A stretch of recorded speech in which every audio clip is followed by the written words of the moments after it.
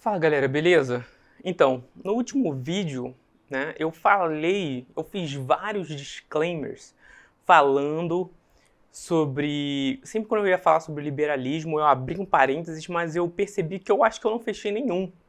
Então, eu vou tentar, nesse início do vídeo, nesse preâmbulo, fechar alguns daqueles parênteses, né? Eu sempre, quando eu vou falar do liberalismo, eu não tento defender o liberalismo, mas eu tento, na verdade, mostrar que algumas ideias liberais são interessantes e são úteis, né? E principalmente quando a gente vive como a gente vive, né, nesse ambiente bastante ainda tomado e decidido pelo mercado e pelo capital, entendeu? Às vezes é importante você usar algumas ferramentas desse arsenal de ideias liberais. Embora eu, hoje em dia, não acredito que um liberalismo puro ele funcione, né? A pandemia, ela deixou isso claro, né? Isso foi nos parênteses que eu não fechei, mas a pandemia deixou claro que o liberalismo não funciona, que não dá para confiar nos bilionários.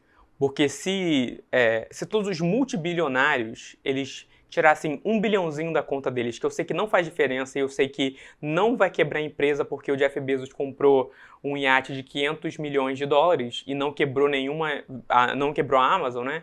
Ele poderia ter tranquilamente pegado ele e os outros amiguinhos dele 1 bilhão de dólares deles e comprado vacinas e insumos para esses países que estão na pobreza, né? E eles não fizeram isso. Isso seria bom para o mercado, isso desatolaria a economia. Mas não, a crise é um momento para se investir. Né? Então a Amazon ela multiplicou o seu patrimônio absurdamente, assim como a maioria dos empresários. Né? Eles souberam aproveitar essa crise toda para fazer bons investimentos e multiplicar o patrimônio deles. E no final das contas, essa multiplicação de patrimônio vai servir para quê? Para consumir CO2 no sonho espacial do Jeff Bezos, né? E dos outros bilionários que estão nessa corrida espacial, né? O que para mim é uma grande loucura, entendeu? Embora eu acredite que tenha a utilidade de descobrir tecnologias novas e explorar novos caminhos.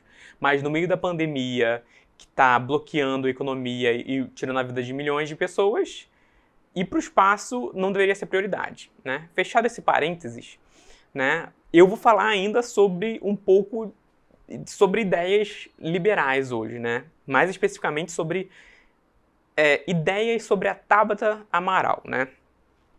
E uma coisa interessante é que, pensando em utilitarismo, eu comprei uma parada muito útil, olha só. Eu comprei uma furadeira e parafusadeira de pilha. Olha só a thumb do vídeo já. Enfim. Essa é uma coisa que eu sempre quis comprar, cara, e ela pode tirar várias ideias da minha cabeça e colocar na realidade. Mas enfim, o que eu tava pensando sobre a Tabata do Amaral? A Tabata do Amaral tá no PDT, quer dizer, vai sair do PDT, provavelmente vai encontrar um outro partido. É uma mulher muito capaz, eu acredito que ela é uma mulher muito inteligente também. Só que ela votou várias vezes contra os trabalhadores estando no partido de trabalhadores, né? Aquele T ali não tá ali por mera conveniência. Enfim, que nem no PSL tem um L e um S ali que para mim estão por pura conveniência. Mas tirando a sigla do partido, eu tentei entender um pouco como uma mulher tão inteligente e que veio de uma situação tão complexa, como a Tabata do Amaral, né? Ela tinha tudo para ser um Lula 2, mas por que ela tomou decisões diferentes, né? E por que ela entrou na política? Porque ela também poderia ser muito rica, trabalhando na iniciativa privada, porque ela tem um currículo invejável, né? Eu acho que muito dificilmente alguém que foi para Harvard vai se tornar um cara medíocre na vida, né? Por mais que ela, sei lá, enfim, for reasons. E ela também é super medalhista de várias coisas. Ela é muito capaz. Mas por que ela votou, assim, meio que contra os trabalhadores na reforma trabalhista 1, né? Sem ser essa segunda que vai fazer, para mim, na minha cabeça, tentar legalizar a escravidão, vai atrapalhar a vida do autônomo, entendeu? Porque o cara o motorista de aplicativo vai ter que abrir MEI, vai ter que pagar imposto. Então, tipo assim, se uma vantagem do motorista do aplicativo que tinha um trabalho muito complexo e que beirava a exploração, né, pelo que ele ganhava ali, se uma da desculpa era que era mais fácil de trabalhar, assim, já que não precisava de carteira e tal, era só baixar o aplicativo, entregar e fazer uma renda extra, agora você burocratizou um serviço que já era precário. Então, para mim, tipo, essa nova reformulação aí da CLT tá um absurdo total, né? Não adianta nada você chegar e tentar regularizar a vida desses trabalhadores, sei lá, informais, se você vai fazer com que o trabalho deles beire a escravidão, né? Vai ter que fazer o quê? Vai ter que colocar rede anti-suicida nas fábricas, que nem acontece lá na China, né? Porque o cara não tem mais sentido de viver, ele tá ali, ele tá numa senzala e no engenho, só que do século XXI, né? Mas voltando para a Tabata, voltando na primeira reforma trabalhista lá que ela apoiou e na privatização dos Correios, né? São esses dois pontos que eu tento entender, tendo uma visão utilitarista, né?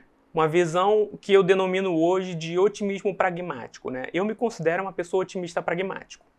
Resumindo, o que seria o otimismo pragmático que eu prego e que eu tento viver, né? Ele é muito parecido com algumas ideias estoicas, né? E eu vou explicar melhor por quê. Mas, tipo assim, eu falo até muito com a minha irmã, né, sobre copo meio cheio, meio vazio, mas a verdade é que não importa o quão cheio está o copo.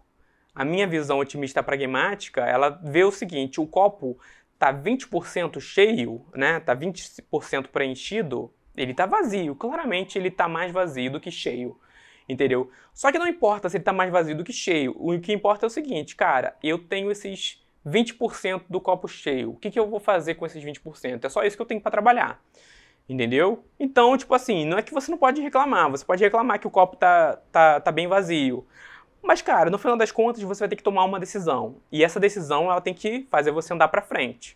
Se ela faz você andar para frente, você pode ser otimista. Então é isso, é trabalhar com o que você tem. É parecido com o estoicismo, nesse caso, porque o estoicismo, ele tenta, uma das ideias dele, tem várias, mas é tipo assim, tirar a responsabilidade do que é externo a mim, entendeu? Cara, o que eu posso fazer com as minhas forças e com as minhas possibilidades para tornar o meu dia melhor, para tornar o amanhã melhor do que o hoje, né, do que o presente, né? Então essa ideia é muito interessante. Cara, você vai ter que tomar uma decisão em algum momento. Você não vai poder chegar e acabar com o capitalismo para amanhã, entendeu? E, cara, não vai dar para fazer a revolução armada, infelizmente, aí para alguns, não vai dar para tomar os meios de produção. Então, com o que eu tenho hoje, o que eu posso fazer para melhorar, né? E eu acredito que a Tabata do Amaral, ela tenha um pensamento um pouco parecido com esse em alguns casos, né? Principalmente na reforma trabalhista. Por quê?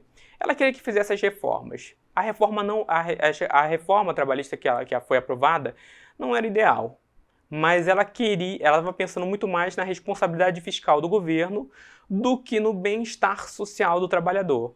Então, ela tentou, no ônus e no bônus, ela pensou, bem, vai ter feito uma reforma, não está tão ruim quanto a primeira versão que foi enviada, fizeram algumas modificações no crítico, continua muito ruim e poderia ser muito melhor. Mas, com o governo Bolsonaro, com a Câmara toda aparelhada, com esse centrão dominando tudo, esse é o melhor. É melhor do que não passar a reforma. Então, eu acho que ela pensou nisso. É melhor do que não ter nenhuma reforma e pelo menos as contas elas vão ficar mais bem amarradas. Então eu consegui entender aquele utilitarismo dela, ela deu essa desculpa de que todas as pendências máximas lá do que o partido tinha feito tinham sido cumpridas e ela não estaria indo contra o voto do partido que tinha sido para não passar a reforma. Eu não acredito que estando no PDT, ela deveria ter votado do jeito que ela votou, né? Ela tendo esse pensamento utilitário bastante liberal na visão dela, né? Que ela focou bastante no fiscal mais do que no social, né?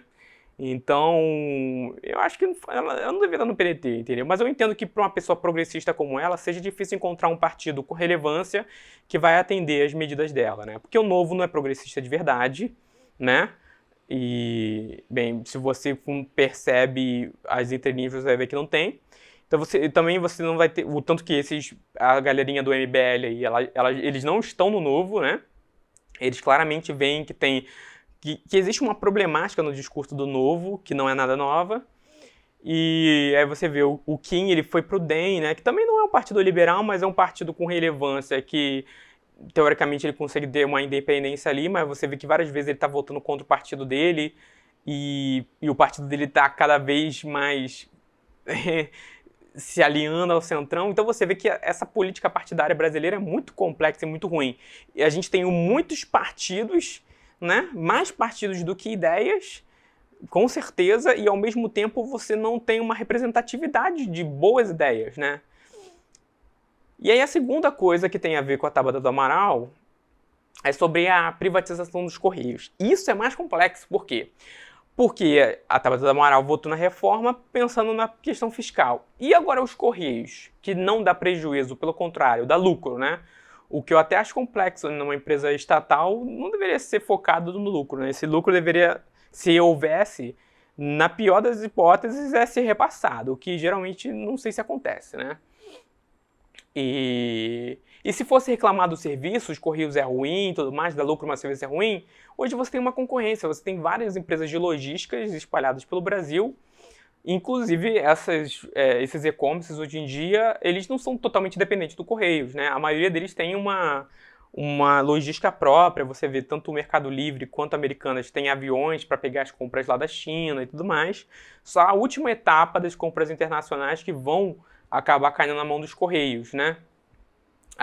E ainda as compras internacionais você ainda tem a possibilidade de usar o DHL, né? Só que é bem mais caro do que o serviço dos Correios. O único monopólio que tem dos Correios são das cartas. Então, olha, a empresa não dá prejuízo, dá lucro.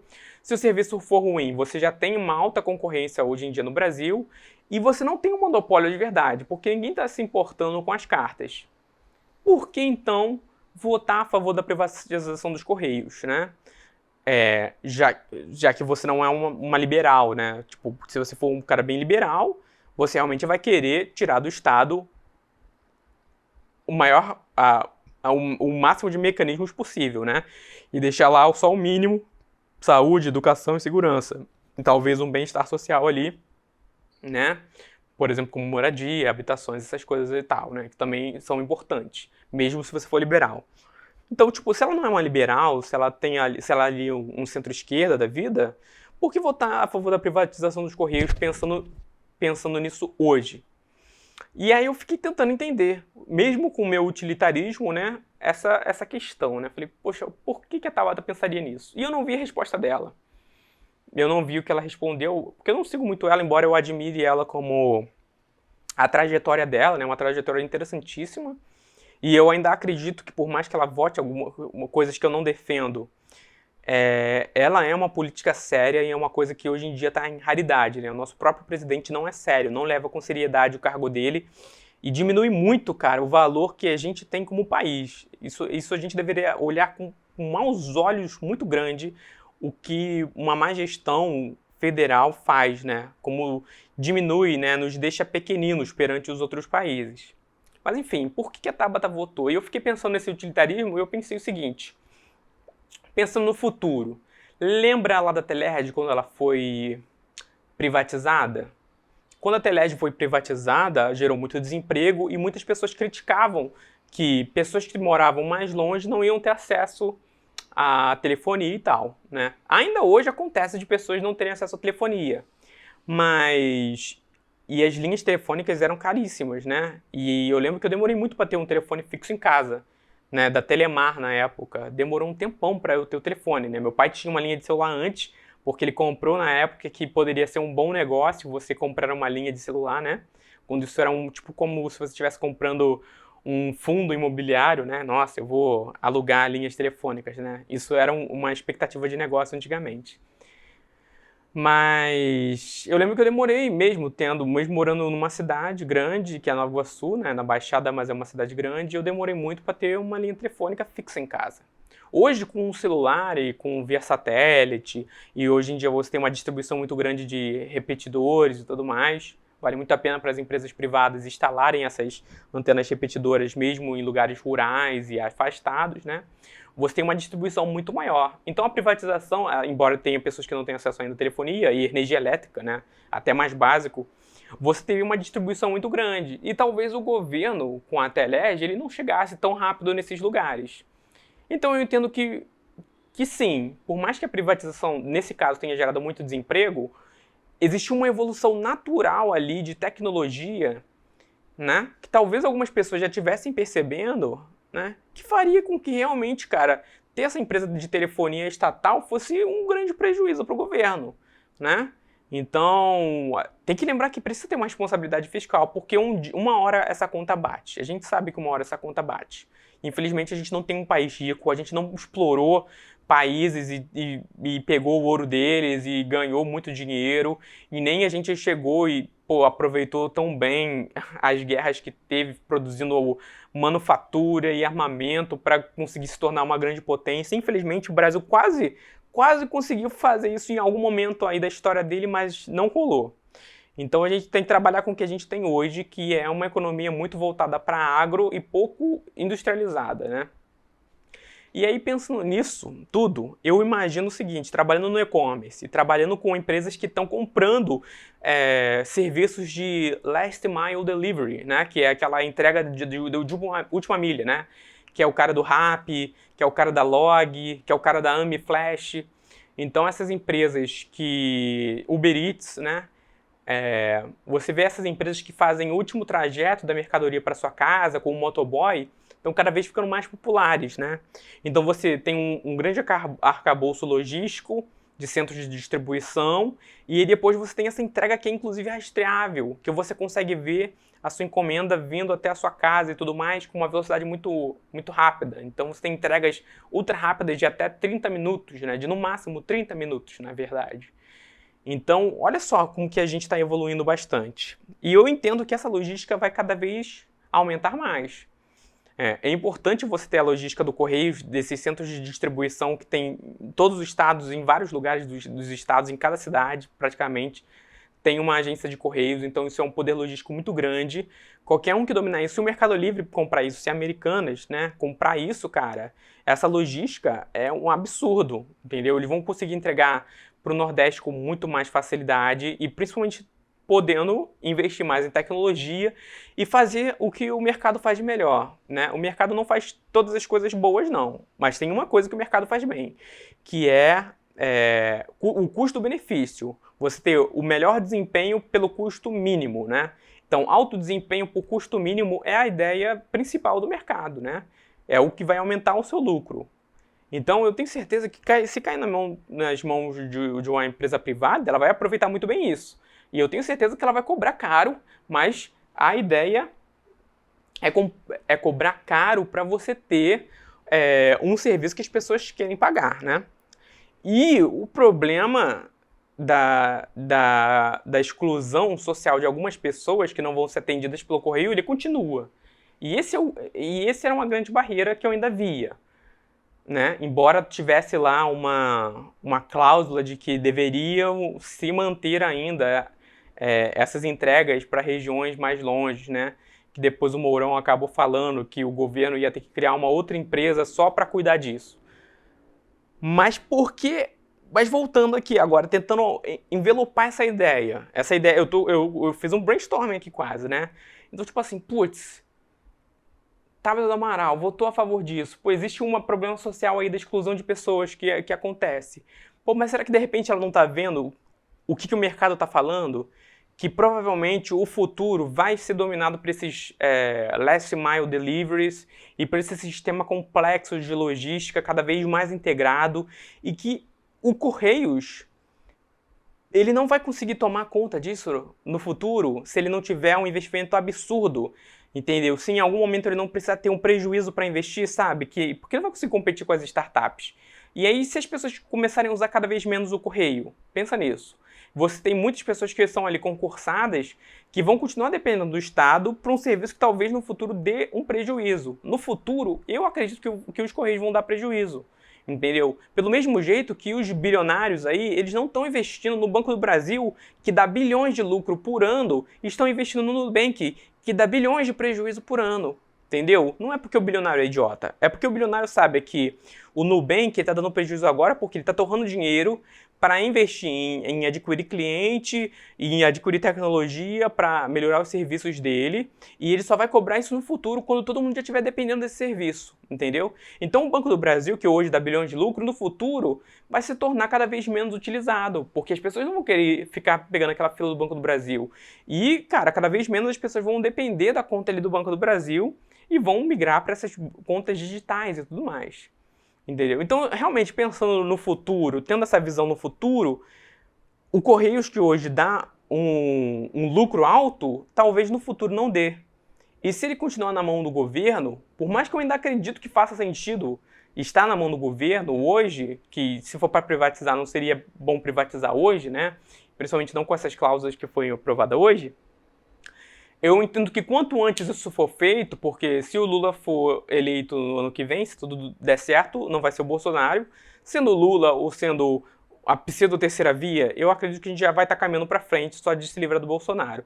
Mas se for o Lula, que para mim é o caso mais possível e real na minha mente, ele não vai privatizar os Correios.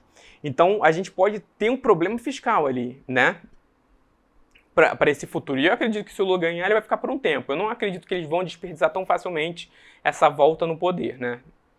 O PT, eu acredito que ele não faria isso. Então eu acredito que ele não iria, por exemplo, querer fazer essas reformas fiscais complexas, né? Lembrando que ele pode reestatizar o Correios, né? Mas para fazer isso tem que ter uma boa justificativa. Então eu fiquei pensando, cara, realmente, privatização dos Correios é uma parada ruim, não faz muito sentido olhando com o olhar de hoje.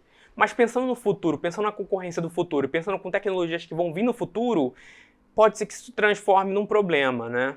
E, enfim, e a gente não é os Estados Unidos que pode bancar facilmente esse prejuízo. A gente não pode imprimir esses dólares falsos facilmente. Infelizmente acabou a memória do meu cartão e... Enfim, eu fiquei com preguiça de montar tudo de novo e era só uma ideia básica, né? Eu queria então concluir aqui esse meu vídeo que já ficou até bem longo, mas, tipo assim, no final das contas, o que eu quis dizer é que realmente eu não queria que privatizassem os Correios, porque eu acredito que isso vai gerar, a curto prazo, um prejuízo muito maior do que o ganho, né? E eu, tipo, falei ali dos Estados Unidos porque os Estados Unidos ainda têm um serviço postal estatal, né? Então, tipo, você tem as opções do mercado e tem as opções estatais.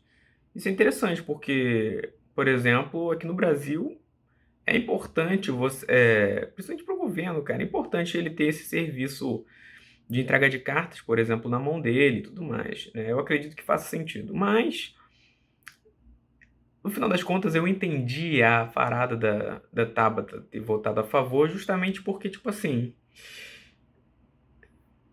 no futuro, ter nas suas mãos essa empresa gigantesca, com uma galera gigantesca dependendo do Estado, é muito complexo, né? Pensando que talvez no futuro essa empresa pare de dar lucro, né?